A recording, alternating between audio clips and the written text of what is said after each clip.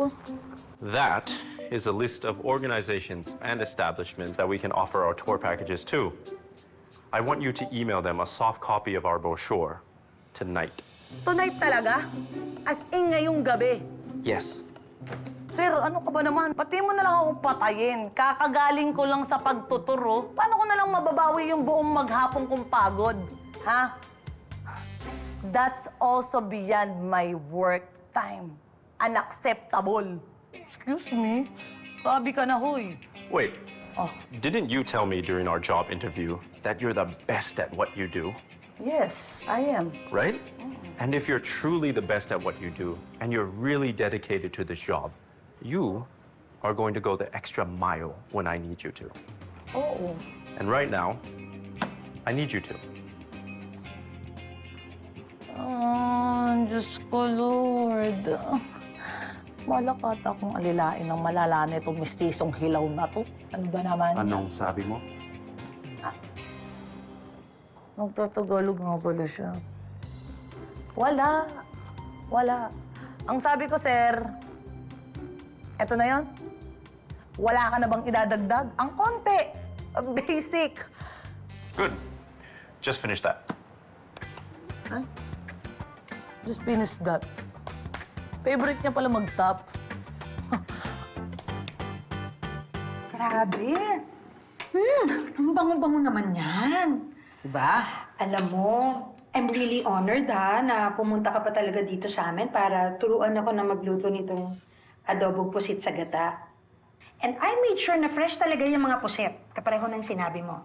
At ako pa talaga ang pumunta ng wet market to buy that. Wow. Maayo man, Day. Alam mo, mabuti na to kaysa naman nasa bahay lang ako, di ba? At least nalilibang-libang ako eh. Kaysa mamaburyong ako.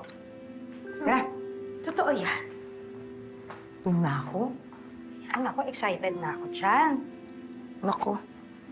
Sa sobrang gutom ko, nabuhol pa yata ng todo. Ano?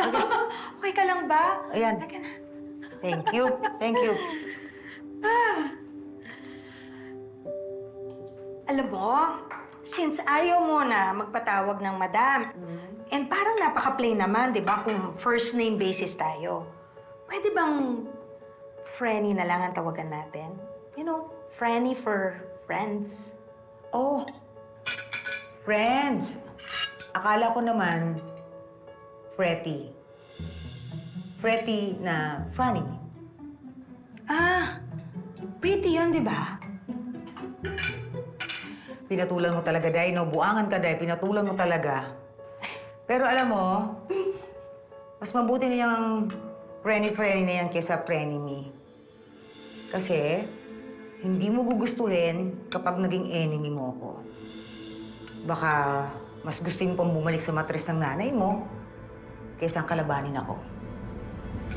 OMG. Talaga ba? Nakakatakot ka naman palang magalit. Kanino ka ba huling nagalit? Ay, nako.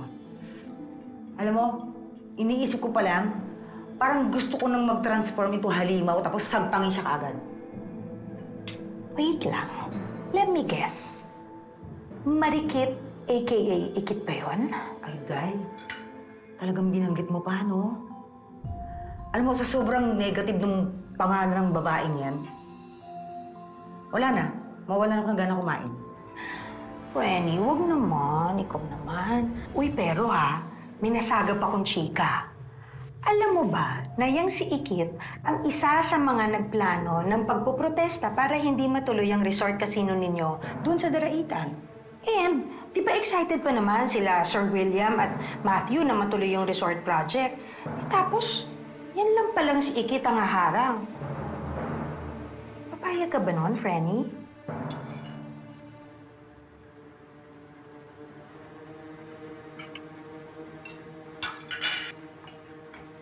Sorry pero parang may mali dito sa timpla ko. Parang matabang.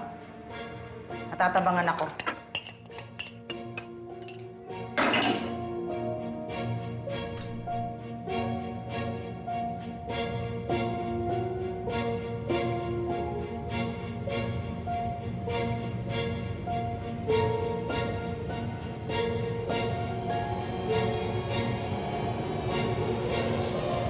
Pasensya ka na kung na-Indian kita kanina sa lunch, ha? Sorry na rin kung hindi ako nakasabay sa'yo sa pag-uwi. Ikakarating ko lang dito sa resort, eh. Grabe naman si Sir Matthew. Masyadong slave driver. Alam mo, halatang pinag-iinitan ka lang yan. Kaya nga ni, bawal ako sumuko. Kailangan na kailangan ko tong trabaho na to. Siyempre, pangbayad sa abogado. At saka, kailangan ko magmatsyag kay Tita Rica sa mga planong gusto niyang gawin dito. Oh, so anong oras ka makakauwi niyan?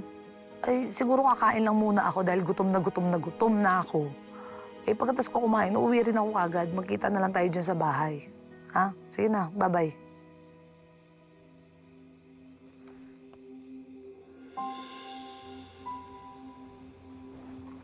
Drew? Drew! Ikit! Ano? Ba't ka nandito, ha? Oy, binibisita mo ako, no? Paano mo nalaman na dito ako nagtatrabaho? Ay, kuya, ano nga? Tubig. Pahingi akong tubig. Oo. Ha? Ano? Actually, iniintay ko yung brother ko kasi may lakad kami. Ha? Empleyado yung kapatid mo dito? Anong pangalan? Anong department? Ganon na katagal dito? Ba't di mo sinasabi sa akin? Ay, salamat ho, ah. Actually, Kit, there's something that I need to tell you. And mas mabuti pa na sa akin na lang manggaling kesa sa iba. Ha? Ho, wala akong sasabihin mo. Wawarningan mo ko na wag na ako magtrabaho dito. Bakit? Nasampulan na ba yung kapatid mo na mapang-alipin naming boss? Ha? Ano? Grabe talaga. Apakasama ng ugali ng boss namin na yan. Alam mo kung bakit? Ha? Alam mo kung bakit?